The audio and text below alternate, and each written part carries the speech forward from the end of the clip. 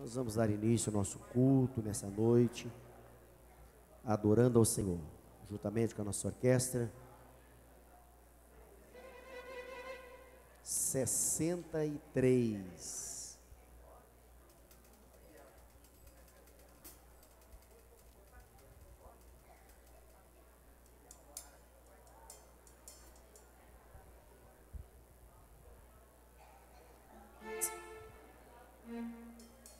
Sessenta e três.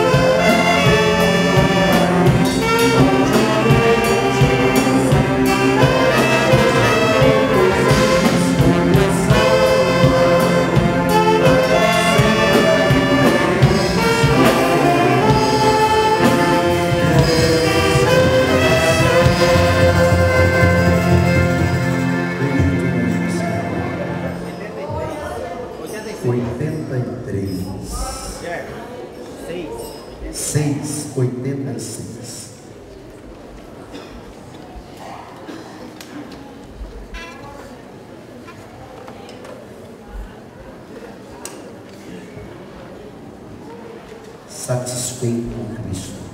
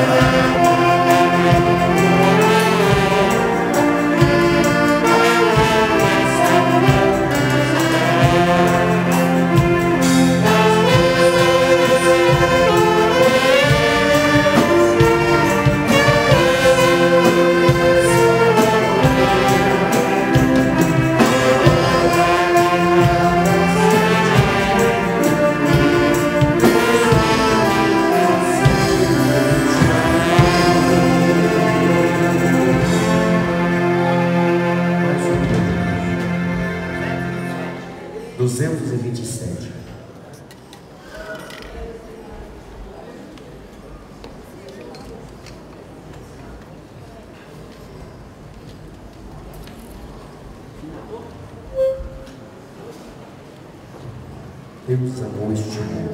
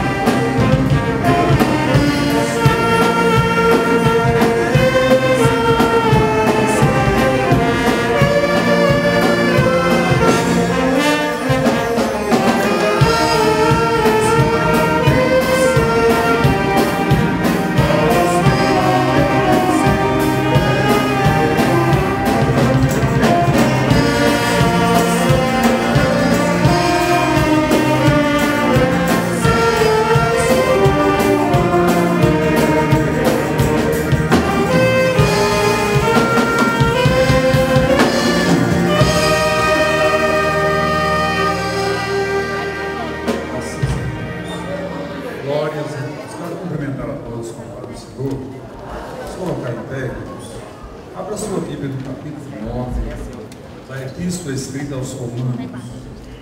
Romanos, capítulo 9, vamos ler os versículos 9 ao 21. Uma leitura participativa. Romanos, capítulo 9, versículos 9 ao 21.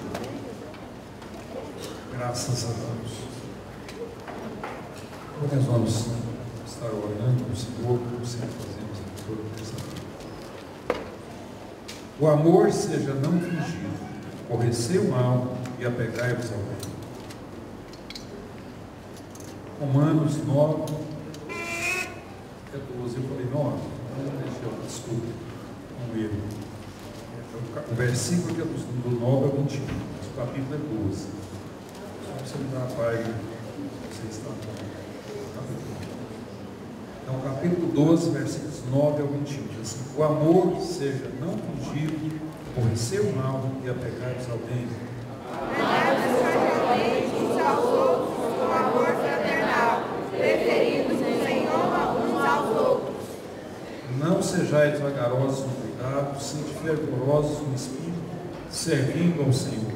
Alegrados na esperança, sede pacientes na tribulação, perseverai na perseverança. Comunicai com os santos nas suas necessidades, segui a hospitalidade. Abençoai os que vos perseguem, abençoai e não amaldiçoai. Alegrai-vos com os que se alegram e chorai com os que choram. Sede humildes entre vós, não vos julgueis pelas causas, mas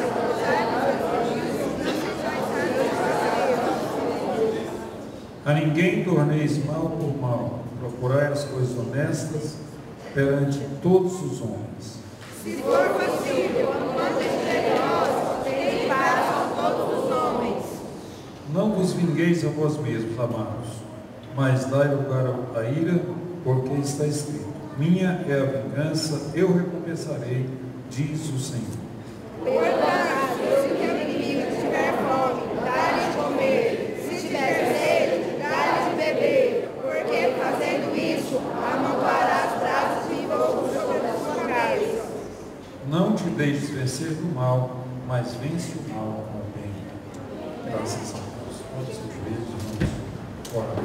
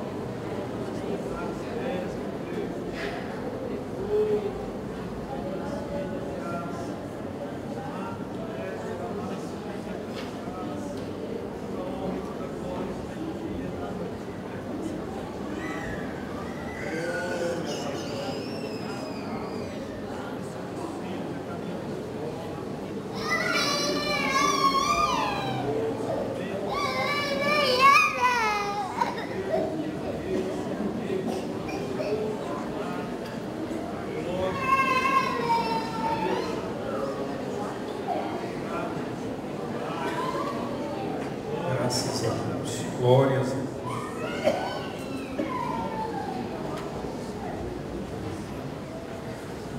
Graças a Deus.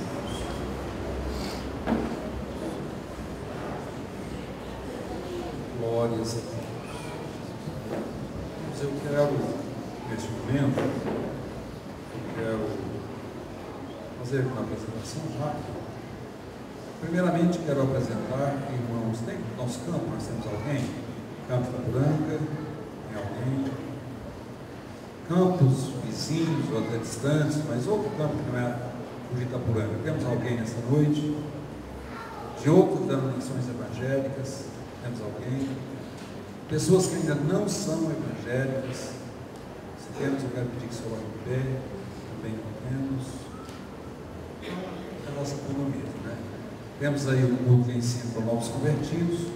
Se tem alguém aqui para ser encaminhado, nós podemos estar encaminhando ali para aquela sala que normalmente funciona aquela sala da orquestra. Eu quero apresentar os pontos com o Reginaldo, com todos os irmãos ali da vida, fica de pé, todos os irmãos. Deus abençoe. Deve sentar. Ali do Alto Refúgio, uma boletim, com todos os irmãos, coloca o pé. Alto Refúgio, Deus abençoe. Ali do Conjunto Eternidade, pessoal seu, todos os irmãos do Conjunto Eternidade, com o pé. Graças a Deus. Deus abençoe. Ali do setor Morada Nova, com a Teresa, todos os irmãos do setor Morada Nova, com pé. Deus abençoe. Lá do setor comercial, continua aí, todos os irmãos do setor comercial, de pé. Deus abençoe. Parque Alvorada, Wagner, todos os irmãos do Parque Alvorada, de pé. Deus abençoe. E lá do setor Veredas, na Martim, Juízo, todos os irmãos lá do setor Veredas. Graças a Deus. Deus abençoe. São bem-vindos, irmãos. São bem-vindos em nome de Jesus. Graças a Deus. Louvado seja o nome do Senhor. Pastor Robert Almeida vai estar ministrando aqui uma palavra nesta noite. Eu tenho absoluta certeza que Deus vai falar aqui através desta palavra. Glórias a Deus. Vamos à igreja do em pé.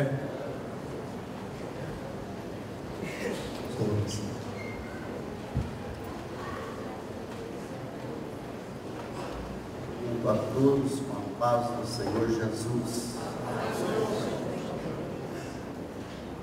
Nós temos as Bíblias, o Evangelho de Marcos, capítulo 1, os versículos 35 ao 45. Evangelho de Marcos, 35 ao 45, capítulo 1. Vamos observar esse texto. Levantando-se de manhã, muito cedo, ainda escuro, saiu e foi para um lugar deserto, e ali orava. Procuravam Simão e os que com ele estavam. Achando-o, lhe disseram: todos te buscam. Jesus, porém, lhe disse: vamos às aldeias vizinhas, para que eu ali também pregue. Foi para isto que eu vim. Pelo que foi por toda a Galileia, pregando nas sinagogas deles e expulsando os demônios. E aproximando-se dele um leproso, que rogando-lhe e pondo-se de joelho, dizia: se queres, bem podes limpar-me. Jesus, com grande compaixão, estendeu a mão, tocou e lhe disse: quero, ser limpo. Tendo ele dito isto, a lepra desapareceu e ficou limpo. Advertindo-o severamente, logo o despediu e lhe disse: olha, não digas nada a ninguém, mas vai, mostra-te ao sacerdote e oferece pela purificação o que Moisés determinou para lhe servir de testemunho. Mas, tendo ele saído, começou a apregoar as coisas e a divulgar o que acontecera, de sorte que Jesus já não podia entrar publicamente em qualquer cidade, mas se conservava fora, em lugares desertos, e de todas as partes iam ter com ele. Amém? Podemos sentar. Meus amados, queridos irmãos, nós estamos felizes de estar na casa de Deus mais uma vez, para aprender da palavra de Deus. Eu fiquei imaginando do momento que o pastor João nos ligou ontem à noite, e Deus colocou no meu coração e levou a meditar, a pensar: o que faz eu vir para a igreja? O que faz eu procurar uma vida espiritual? O que me leva a isso? O que me leva no meio desse mundo cheio de influências, cheio de pressões em cima da sociedade, e o que leva um pequeno grupo não ceder às pressões do mundo, não ceder à pressão da sociedade, à influência, que leva a gente não ceder a nada disso e tomar uma trajetória diferente, que leva a gente a nadar contra a correnteza, o que leva a gente a caminhar na contramão, o que leva a gente a isso. Meus queridos irmãos, para isso, respondendo isso, nós encontramos uma palavra que nós queremos comentar sobre ela nesta noite: motivação. Motivação é uma força que age dentro da gente, que faz a gente tomar uma atitude, fazer alguma coisa. Uma força interna que me leva a praticar uma ação, uma força interna que me leva a fazer algo. Essa força interna eu quero chamar de motivação. E aí, então, já colocando essa palavra motivação, tem pessoas que têm boas motivações, tem pessoas que têm motivações erradas, motivações corretas e motivações erradas. A força que impera no interior das pessoas pode estar imperando, pode estar levando para o erro, ou pode estar levando para o certo. Meus queridos irmãos, quais são as motivações? Ou quais são as forças? A força que impera dentro da nossa alma, dentro da nossa vida, no nosso espírito. Nós queremos delinear um pouco sobre isso nesta noite. Quero que os irmãos imaginem que todas as pessoas que aceitam a Jesus, aceitam por algum motivo. Pessoas que vêm para ser evangélico, vêm por um motivo. É crente por um motivo. Agora, eu quero que você vá refletindo quais são esses motivos que levam você a ser evangélico, que levam você a procurar uma igreja, que levam você a procurar um recinto aonde ministra a palavra, aonde canta louvores, aonde ora. Quais são os motivos que levam a isso?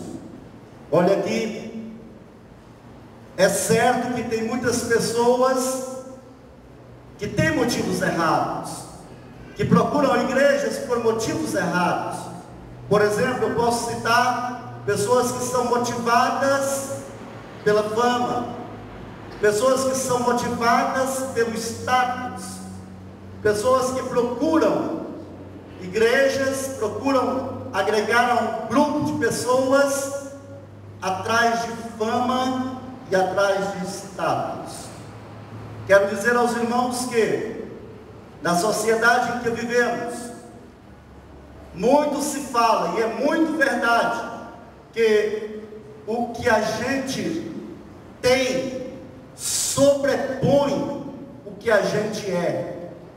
O ter sobrepõe o ser. Isto é uma grande verdade. E quando olha para esta verdade que o ter sobrepõe o ser, isso aí, meus amados, está gerando uma motivação de consumismo.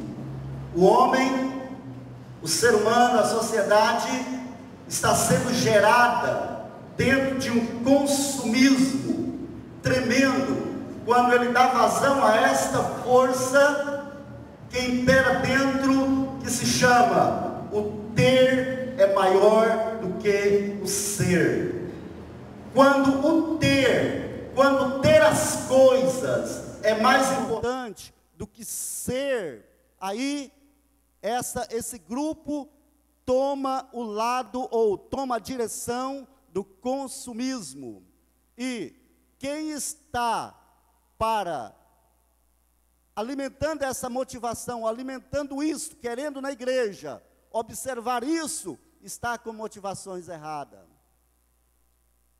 Outra coisa que eu quero dizer, eu quero falar sobre o anonimato. O que é o anonimato? É permanecer sem reconhecimento, permanecer sem ser notado, permanecer sem, mesmo que esteja atuante, mesmo que está atuando. Eu quero observar para vocês que essa palavra, anonimato, ela só existe no dicionário humano, no dicionário da terra. Pessoas que vivem no anonimato, essa palavra é puramente da terra, terrena. Sabe por quê? Porque no dicionário do céu não existe esta palavra, anonimato. No dicionário do céu, Deus não tem lá registrado esse termo, anonimato. Sabe por quê? Porque Deus te conhece, sabe seu nome, sabe sua história, sabe tudo sobre você. Para Deus, você não é anônimo. Para Deus, você tem nome. Para Deus, você é conhecido. Para Deus, Ele conhece a sua história. Meus amados, anonimato é palavra, é termo terreno. No céu não tem esta expressão. Deus conhece todos. Deus vê todos. Olha, eu quero citar aqui o nome de um homem que ele saiu de uma posição de destaque para ocupar uma posição de anônimo. João Batista, quando ele vê Jesus, quando Jesus apresenta-se e ele percebe a presença de Jesus, João Batista sai da posição de destaque e ocupa a posição de anônimo. João Batista fala: importa que ele cresça e que eu diminua. Importa que ele seja importante e que eu seja menos importante. importa que Ele seja luz, importe que Ele mande, que a glória é dEle, que tudo é para Ele, importe que Ele reina e que eu seja dominado, importa que Ele apareça e que eu suma. João sai da posição de destaque e vai para a posição do anônimo. Olha, meus amados irmãos, outra coisa que eu quero citar aqui, Deus, até parece que Deus quer, que a vontade de Deus é de nos ver no campo do anonimato. Porque olha aqui, o estrelato terreno, ele funciona como uma armadilha para tirar crentes da presença de Deus. Ser estrela terrena, ser astro terreno, brilhar na terra, isso é a armadilha para tirar crente da presença de Deus. Vai ouvindo aí. Certo dia, após Jesus conversar com um jovem rico, e o jovem rico saiu da presença de Jesus de uma forma meio desapontada, Pedro olha para Jesus e faz-lhe uma pergunta. Veja, olha a pergunta que Pedro fez. Senhor, veja, nós deixamos tudo e seguimos o Senhor. Nós largamos tudo e seguimos o Senhor. Pedro continua fazendo a pergunta. Próximo passo da pergunta de Pedro foi: o que é que nós vamos ganhar com isso? O que ganharemos com isso? Olha, entende, igreja, que na mente de Pedro, ele tinha uma motivação por algo em troca. Estava seguindo Jesus. Agora, quando Jesus conversa com o jovem rico, e o jovem rico sai da presença de Cristo, todo desapontado, porque Jesus falara para ele que ele não aderiu bem às conversas de Jesus, às ideias de Jesus. O jovem rico vai embora. Aí Pedro fala assim: ai, Jesus, e nós que largamos tudo para seguir o Senhor, o que receberemos com isso? Meus queridos irmãos, se acompanharmos essa linha de raciocínio, nós vamos ver também Paulo dizendo aos Filipenses, no capítulo 1, versículo 17. Paulo estava lembrando aos irmãos de Filipenses que existia pessoas que estavam pregando Cristo de uma forma desonesta. Existia pessoas que estavam falando de Jesus, mas não estavam falando com sinceridade. Eles falavam de Jesus, mas com o objetivo de ganhos pessoais. Paulo orienta a igreja de Filipenses,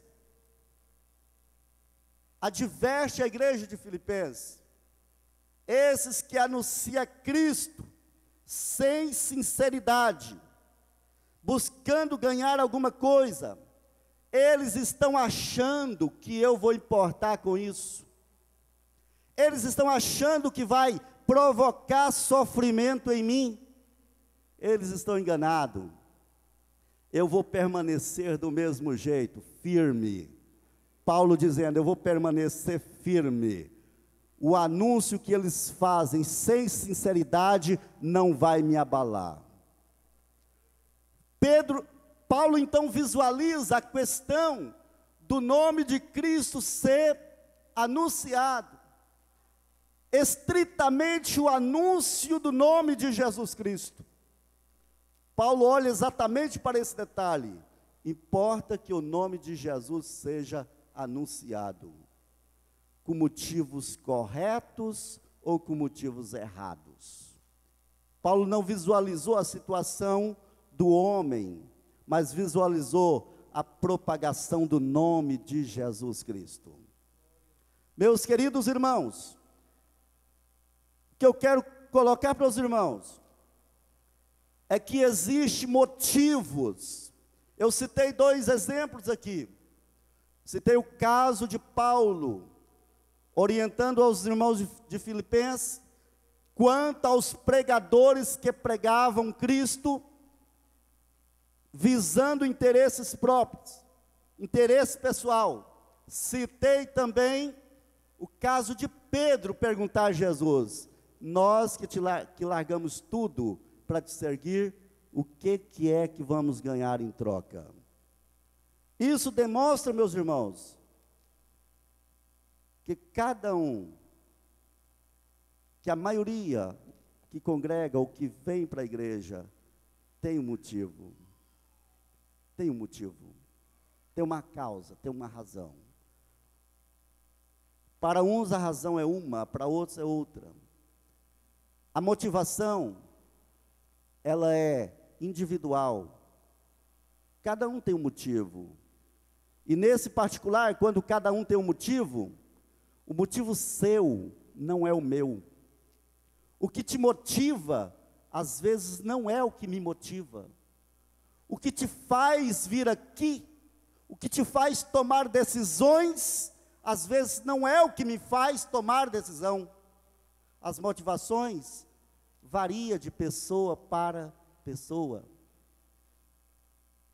E tem mais, as motivações são coletivas.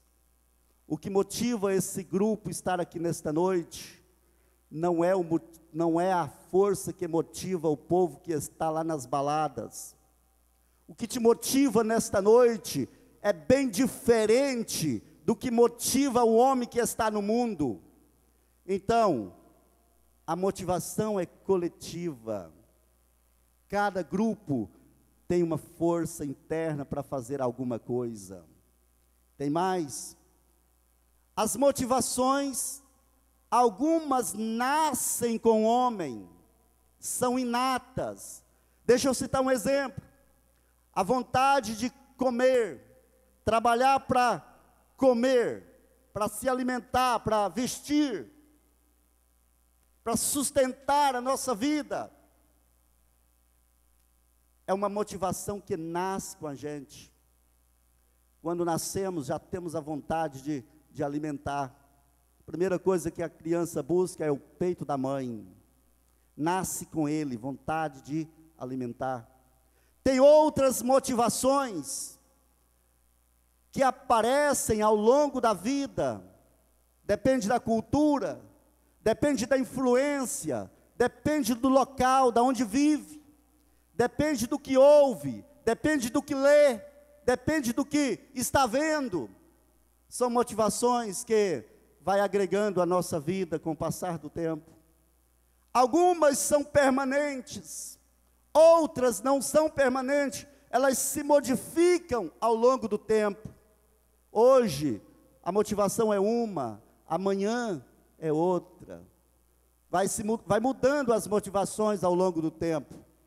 Meus queridos irmãos, são muitas as motivações, são muitas as razões de estarmos, de fazermos, de praticarmos alguma coisa. Mas olha aqui,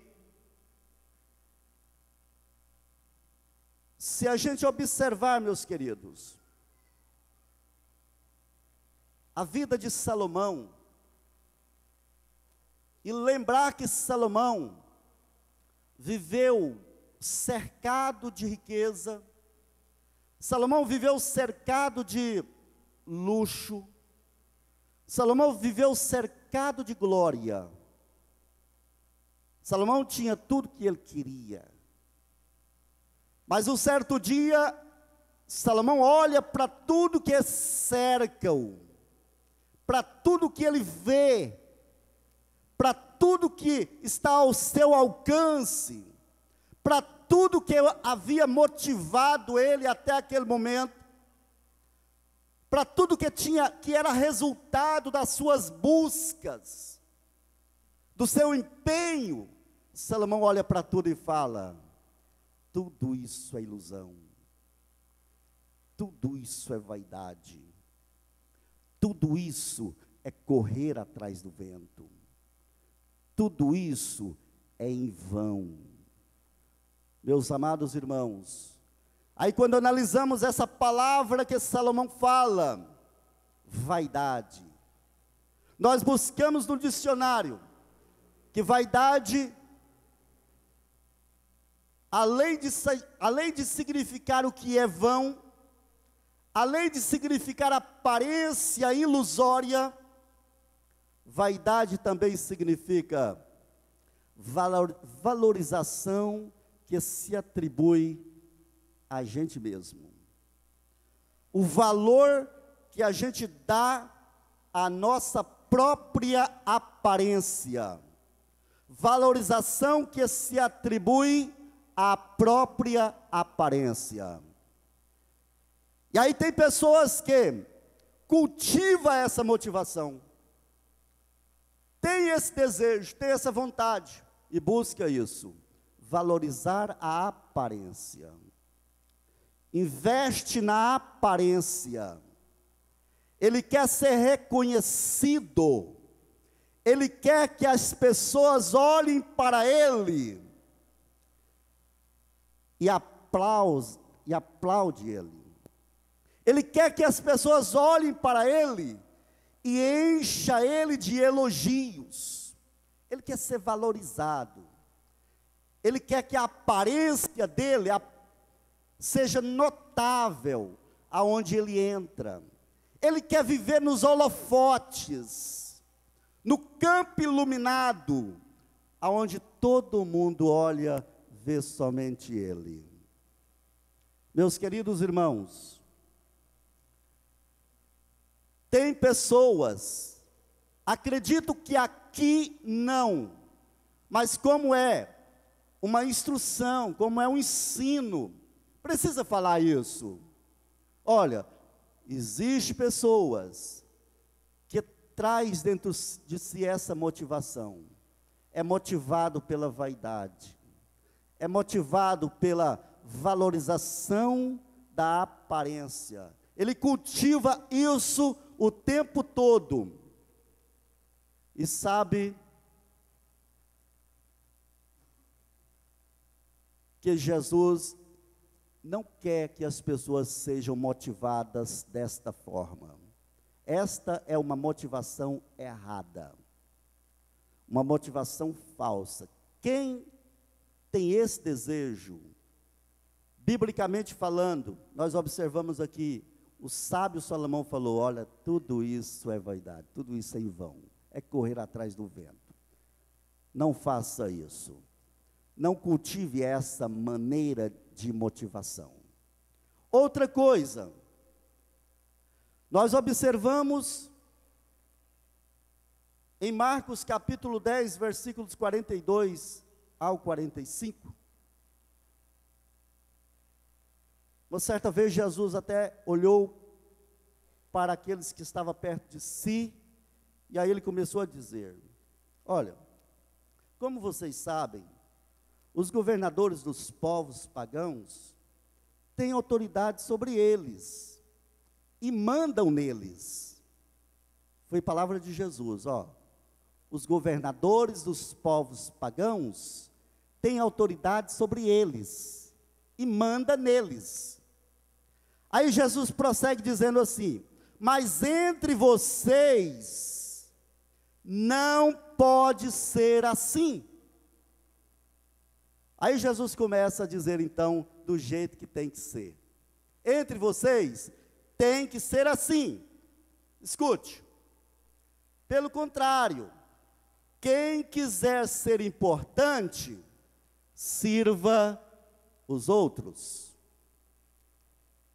Jesus prossegue no versículo 45, ou 44, e quem quiser ser o primeiro, que seja escravo de todos. No 45, Jesus explica o porquê. Aí ele fala assim: porque até o Filho do Homem não veio para ser servido, mas para servir e dar a vida para salvar muita gente. O que é que vocês entenderam aqui? Uma espécie de motivação. Tem pessoas que cultivam uma motivação errada e querem ocupar o primeiro lugar. Ele quer o primeiro espaço. Ele quer ocupar a primeira posição, o primeiro lugar. Aí Jesus falou: olha, quem quiser ser o primeiro, que seja escravos de todos. Quem quiser ser importante, faça o quê? Quem quiser ser importante, que sirva os outros.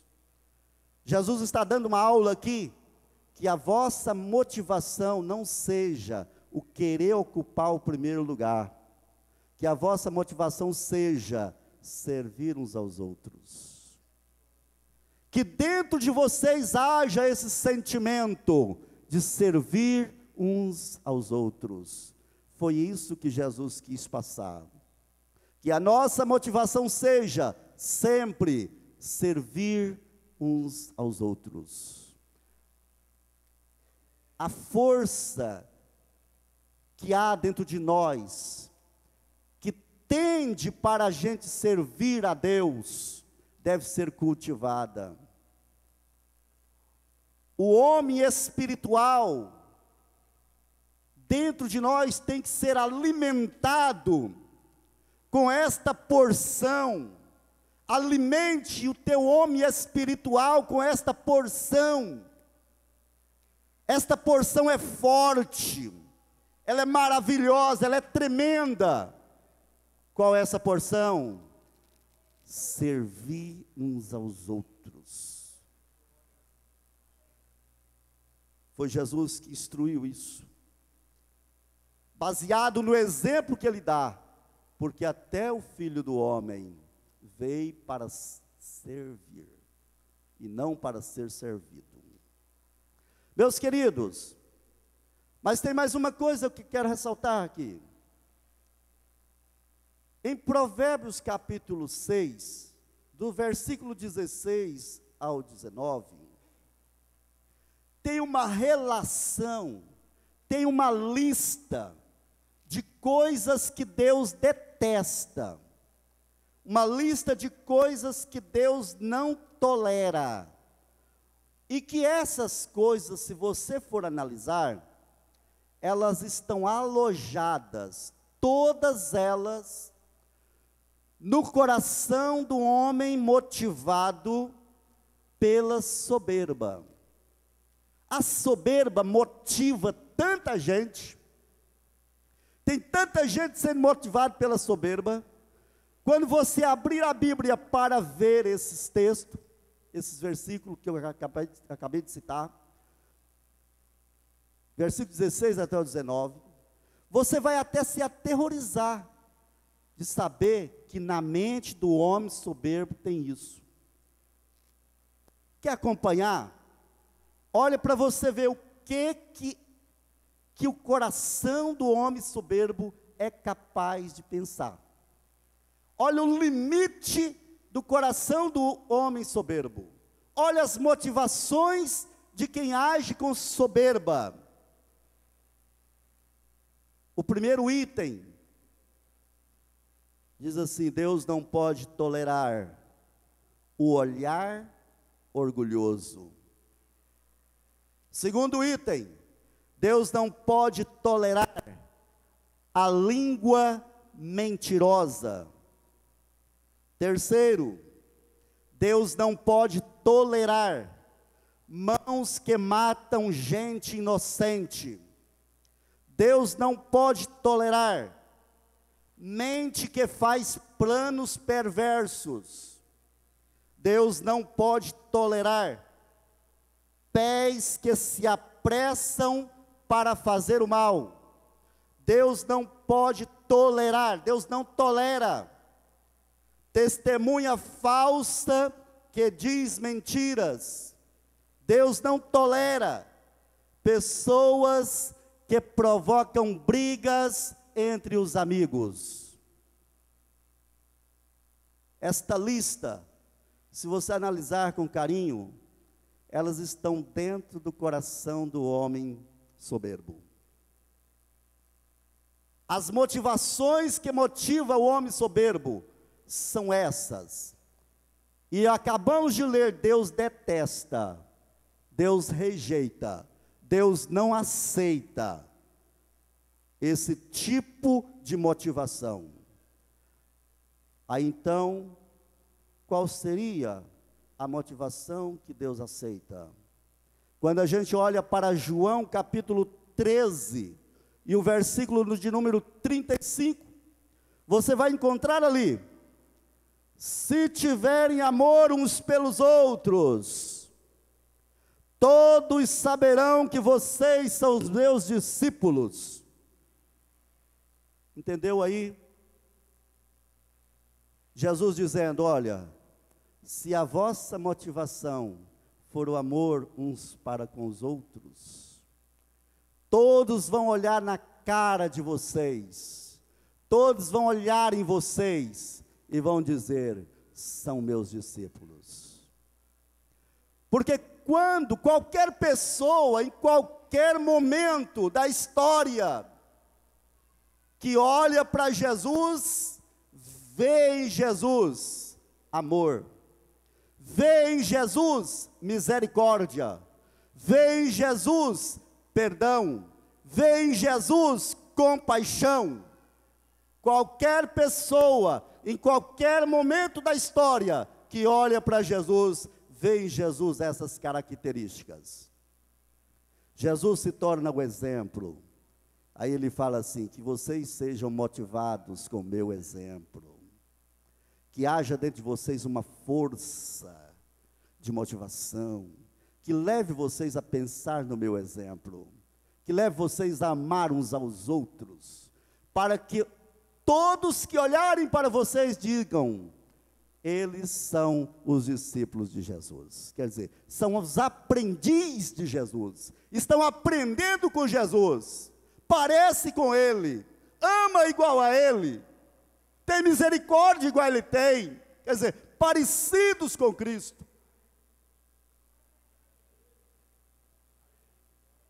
Meus queridos irmãos,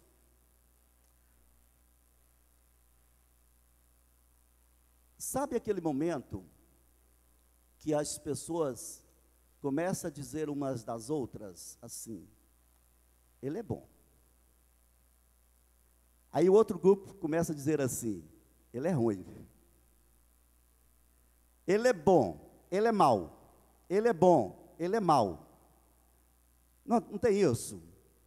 Quando as pessoas começam a dizer isso: fulano é bom, fulano é mau.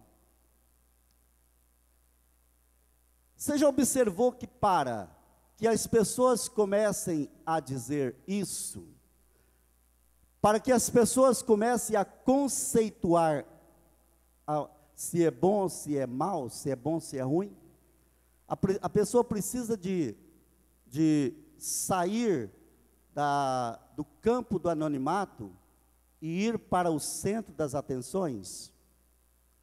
Olha, a pessoa que vai para o centro das atenções, começa a ouvir dele: ó, ele é bom, ele é ruim, ele é bom, ele é ruim. E no mundo tem um ditado por aí, diz assim: que falem mal, mas que falem de mim. Que falem mal, mas que falem de mim. Quer dizer, a pessoa quer estar aonde? No centro das atenções. No centro das atenções. Bom, dessas duas palavras, desse conceito que eu coloquei aqui, de bom e de ruim, nasceu a palavra fama. nasceu a palavra fama. Se você analisar, você acha que Deus quer na terra um grupo de destaque lá em cima e um grupo lá embaixo de coadjuvantes, de simples coadjuvantes, simples auxiliares, ajudantes? Você acha que Deus quer manter um grupo lá em cima e outro lá embaixo? Você acha que Deus quer manter isso? Quem acha que não, diga amém. Olha, Deus não quer manter um grupo lá em cima e um lá embaixo. Então, mas espera lá. Isso pode ser mostrado na Bíblia? Se a gente olhar João capítulo 3, versículo 30, você vai ver que João Batista olhou para Jesus e falou assim: ele tem de ficar cada vez mais importante e eu menos importante. Se você olhar em João capítulo 5, versículo 50, você vai ver o próprio Jesus falando. Olha o que Jesus fala aqui. Jesus continuou a falar a eles e disse: eu não posso fazer nada por minha conta, mas julgo de acordo com o que o Pai me diz. O meu julgamento é justo, porque não procuro fazer a minha própria vontade, mas a vontade daquele que me enviou. Tem um outro texto que foi falado por Paulo, em 2 Coríntios capítulo 11, versículo 30.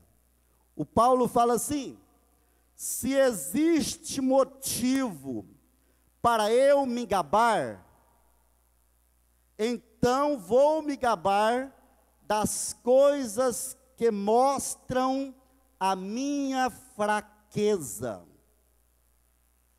Isto é, gabar é gloriar. Paulo então está dizendo: se existe motivo para eu gloriar, então eu vou me gloriar nas coisas que mostram a minha fraqueza.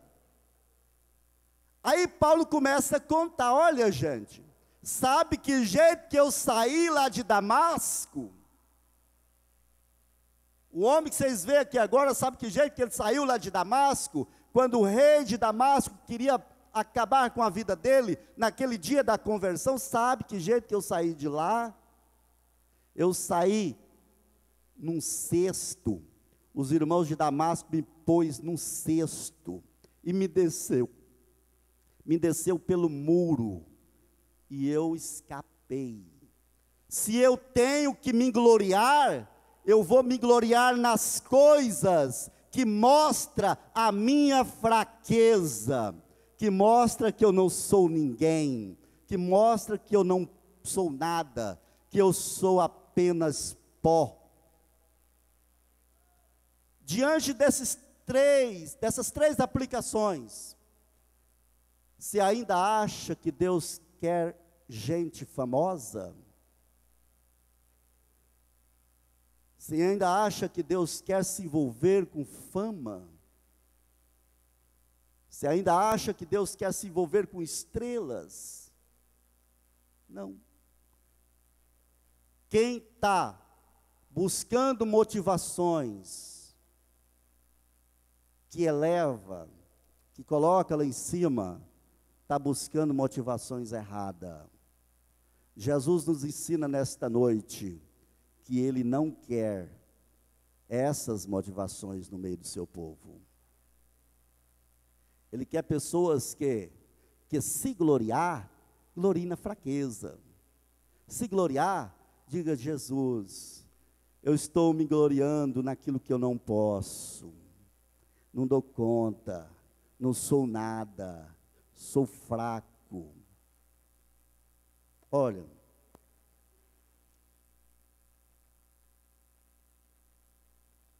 tem pessoas que vê o espaço que tem na mídia como um atalho para o sucesso. Olha, se eu tiver um espaço na mídia, isso aqui é um atalho, rapidinho eu chego lá no sucesso.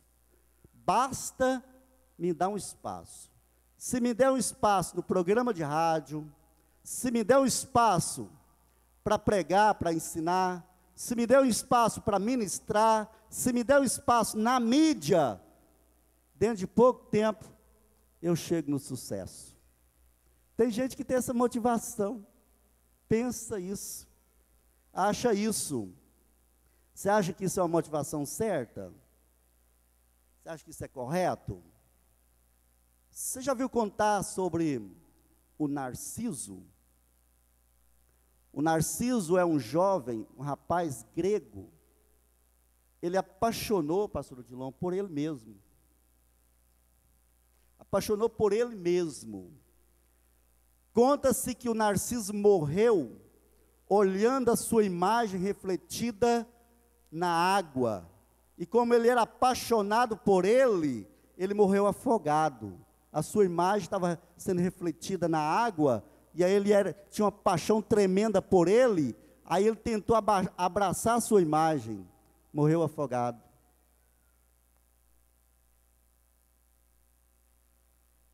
Esse é um grande problema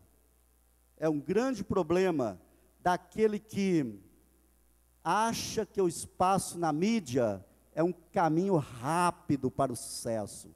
Ele aspira tanto sucesso, ele é tão egoísta, ele quer abraçar tão rápido o sucesso.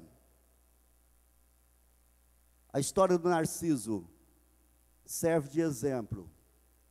A Bíblia diz: o que adianta correr atrás de tanta coisa? O que adianta labutar com tanta coisa nessa vida? O que adianta tudo isso e no final perder a alma? O que adianta isso? Paulo até lembra aos irmãos, em 2 Timóteo capítulo 3, versículos de 1 a 5, Paulo lembra isso. Olha, nos últimos dias haverá tempos difíceis, tempos trabalhosos, pois muitos serão egoístas. O egoísta é aquele que ama ele mesmo, é aquele que tem uma paixão exagerada por ele mesmo, ele valoriza tanto ele mesmo, ele quer ficar no centro das atenções. E Paulo orienta: nos últimos dias, mediante aos tempos difíceis, muitos serão egoístas, muitos avarentos, muitos orgulhosos, muitos vaidosos, muitos xingadores, ingratos, desobedientes a seus pais, não terão respeito pela religião, não vão respeitar a igreja, não vão respeitar a fé, e ainda mais, não terão amor uns para com os outros, serão duros, serão caluniadores, serão incapazes de controlar, incontroláveis, violentos, inimigos do bem. Paulo continua: serão traidores, muitos serão atrevidos e cheios de orgulho. Continua: amarão mais os prazeres do que a Deus. No versículo 5, parecerão ser seguidores da nossa, ou seja, versículo 5, parecerão ser seguidores da nossa religião, mas as suas ações negarão o verdadeiro poder dela.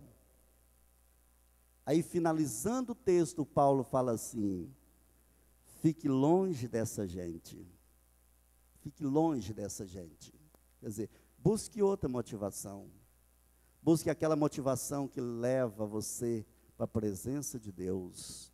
Busque aquela motivação que visualiza Deus e não visualize você. Busque aquela motivação que você despreze o seu ego, que você largue o egoísmo, pare de valorizar o seu ego e valorize a presença de Deus dentro de você. Meus queridos irmãos, eu fico observando aqui, em Eclesiastes capítulo 9, versículo 13 a 18, o escritor disse assim, que aproximou de uma cidade pequena, uma cidade bem pequena, tinha poucos habitantes na cidade, e aí o império forte, um império muito soldado, chegou para atacar e destruir a pequena cidade. Pequena cidade. Aí conta o escritor sagrado que naquela cidade morava um homem sábio. Habitava ali um homem sábio, que anos atrás, tinha com a sua sabedoria livrado a cidade. Só que, naquele momento, ninguém lembrou dele. Ninguém lembrou do homem sábio que morava lá ainda. Ninguém lembrou dele, ninguém fez conta dele. Aí você entende, né? Então aquele homem que com a sua sabedoria livrou a cidade, não preocupou em aparecer, não preocupou em ficar, ocupar os holofotes, o lugar da fama, não preocupou nada com isso. O que ele queria era simplesmente livrar a cidade, e mais nada. Meus queridos irmãos, aí nós colocamos aqui, a sabedoria é uma coisa maravilhosa. O escritor diz, em Eclesiastes capítulo 1, 7, que para ser sábio, precisa temer a Deus. A sabedoria, o princípio, a definição da sabedoria é temer a Deus. Temer a Deus. Meus queridos irmãos, então, essa motivação por temer a Deus, ela é boa. Porque se eu sou motivado a temer a Deus, eu estou buscando sabedoria. E se eu busco sabedoria, é porque tenho temor de Deus. O temor de Deus é a definição da sabedoria na nossa vida. Mas vale o homem sábio. Quando o homem sábio fala, a gente cala para ouvir. Não é verdade isso? Mas olha aqui, Jesus nos dá uma escola tremenda. Jesus nos dá uma aula tremenda no texto de Marcos que eu li na introdução. Eu lembro vocês aqui do que Jesus fez. A simplicidade dele. A simplicidade de Jesus deve ser uma fonte para me motivar. A simplicidade de Jesus deve ser uma fonte motivadora da igreja nos dias atuais. Vamos falar da simplicidade dele? A simplicidade de Jesus. Olha, Jesus foi para o deserto.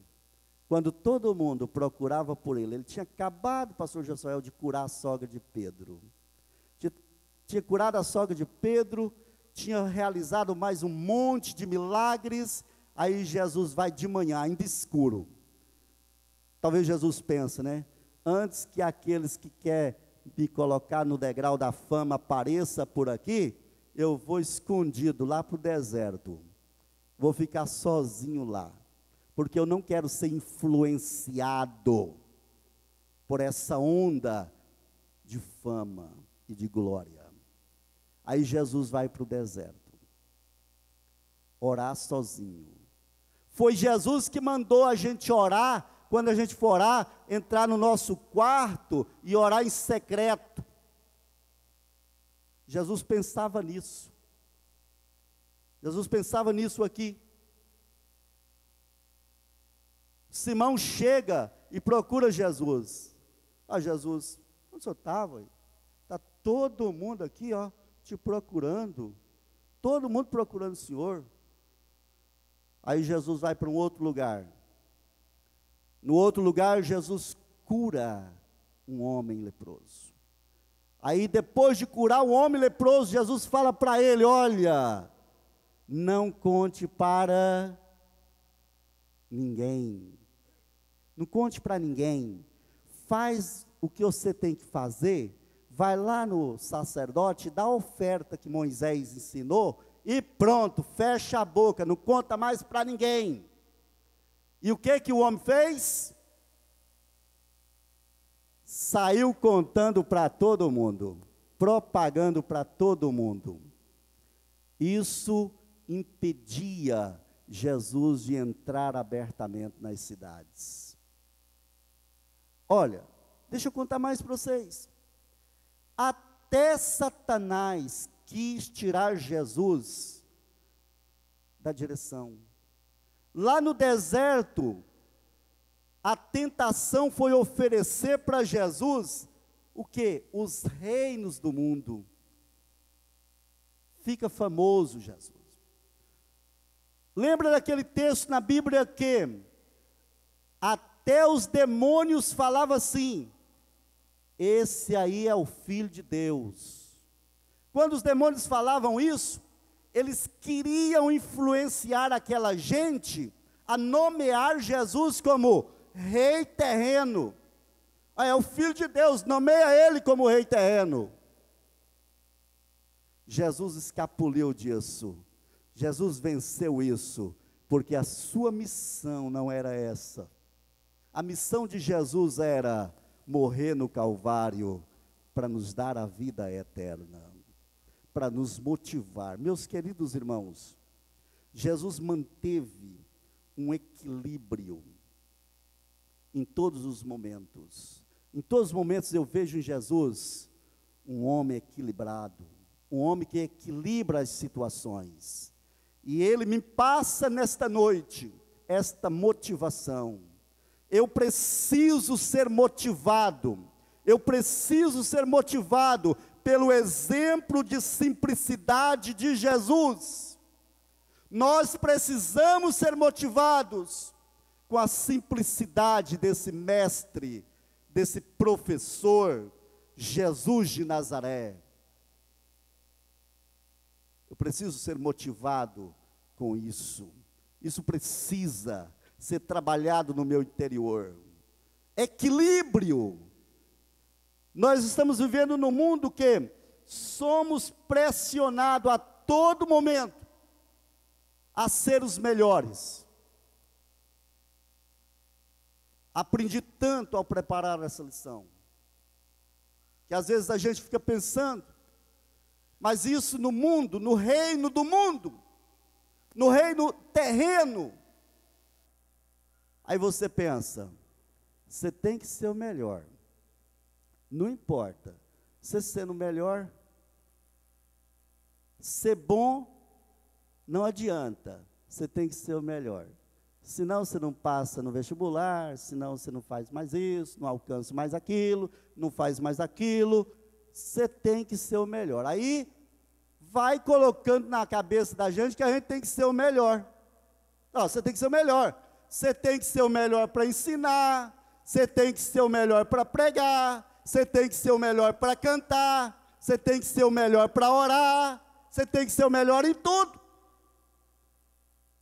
E isso vai construindo dentro da gente uma motivação errada. Isso é errado.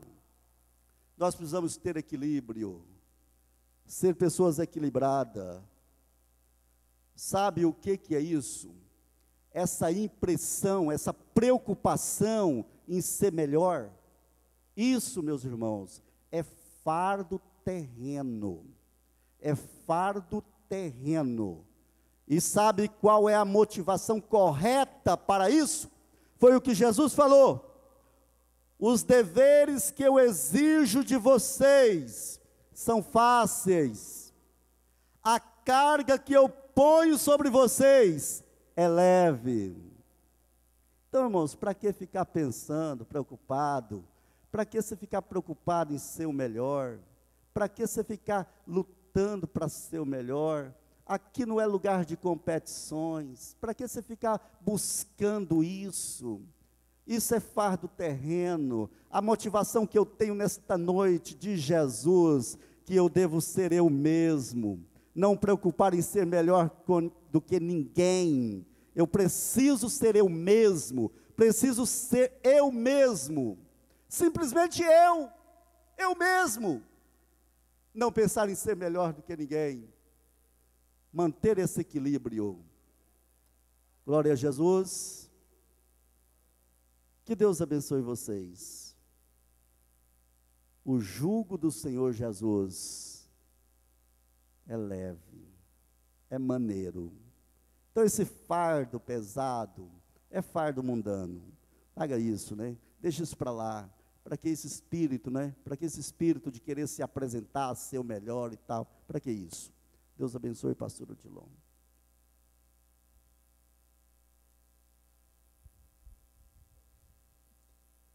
Graças a Deus. Irmãos, é uma palavra muito objetiva.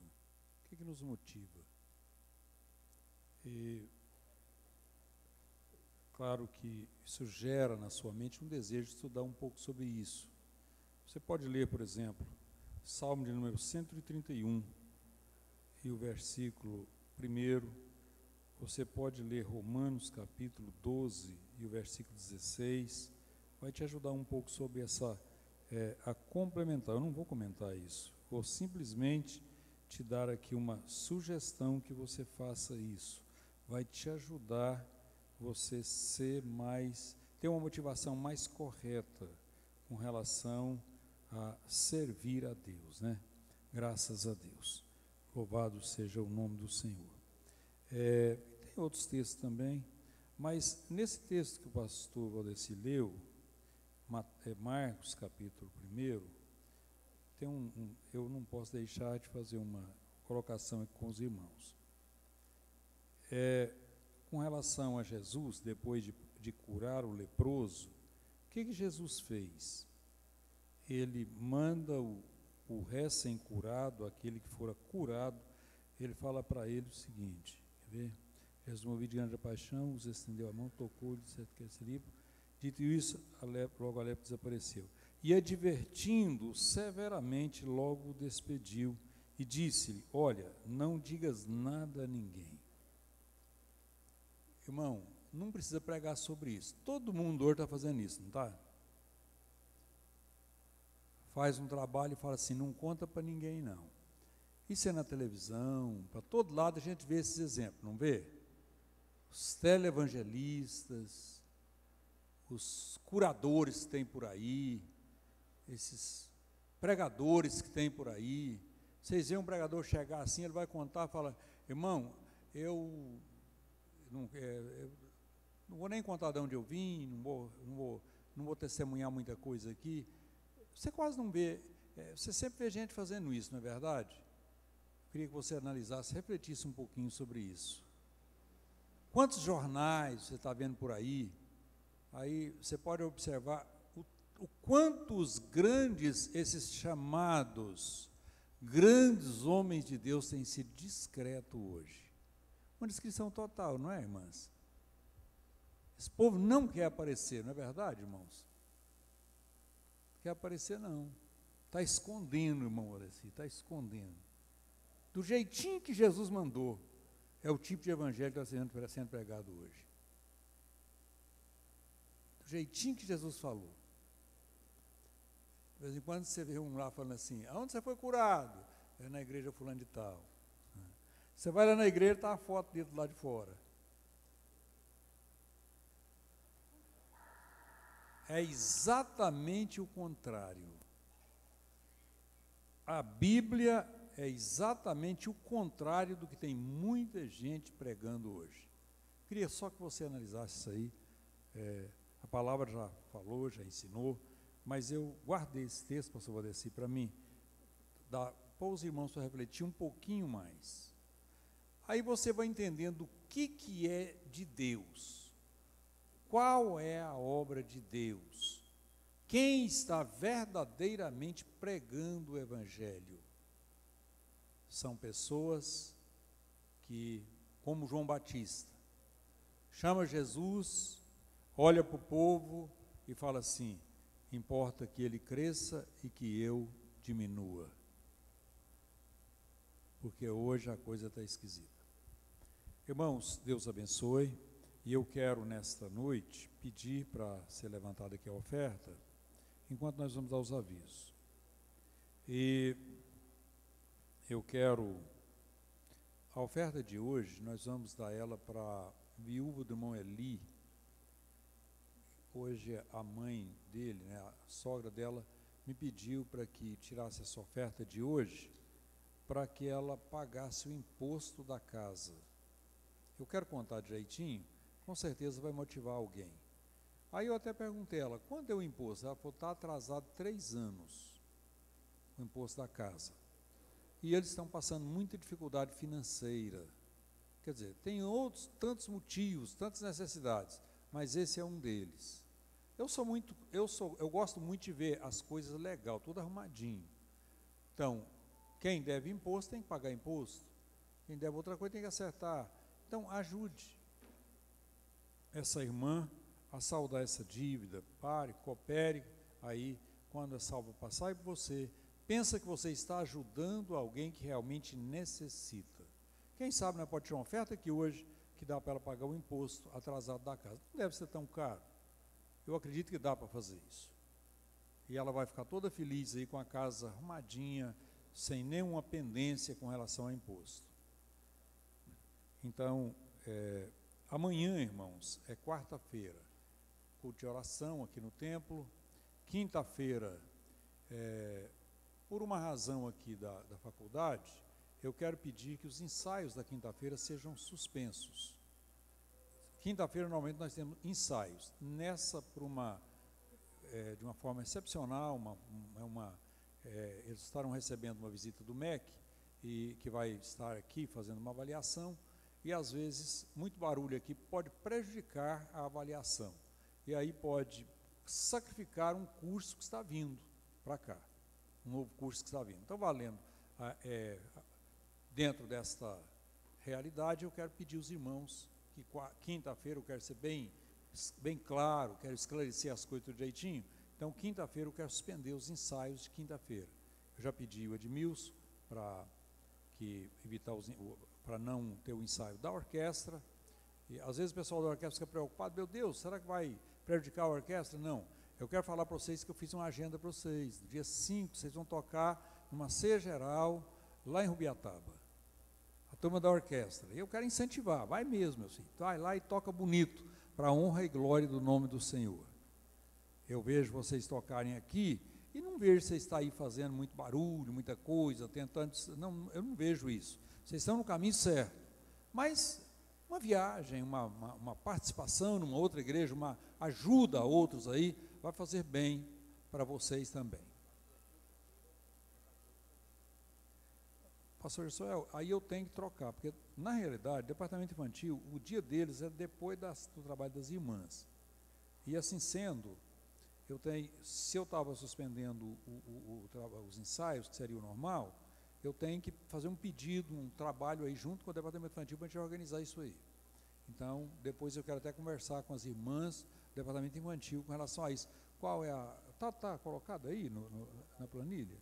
Por que razão? Deve ser algum engano deve ser alguma coisa. Oi?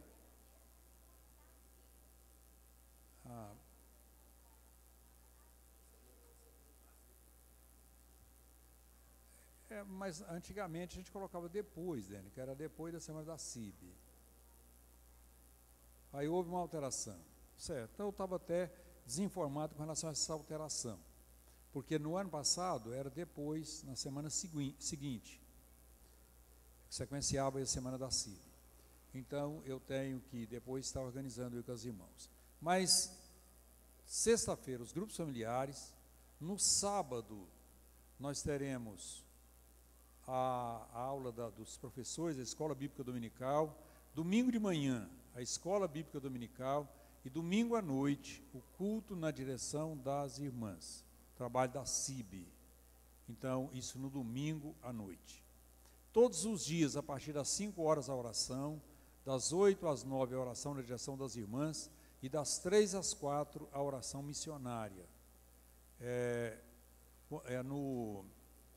Quem tem os seus dízimos, suas ofertas, procurarem a tesouraria da igreja. Então, são os nossos avisos da semana, um trabalho normal, e aí os pontos estão com os seus trabalhos aí, desenvolvendo o seu trabalho, os grupos familiares, que Deus realmente venha abençoar, continue abençoando a cada um dos irmãos. Vamos colocar em pé? Vamos orar? Senhor nosso Deus, nosso Pai, eu quero te louvar nesta noite, quero te agradecer, meu Deus, por mais uma vez, o Senhor ter nos reunido, nos proporcionado esse privilégio, de nós estarmos aqui cultuando o Teu nome. Pai Santo, te peço, ó Pai, que cada um dos Teus filhos venha colocar em prática, ter motivações corretas para todas as suas ações, até mesmo o seu trabalho na obra do Senhor.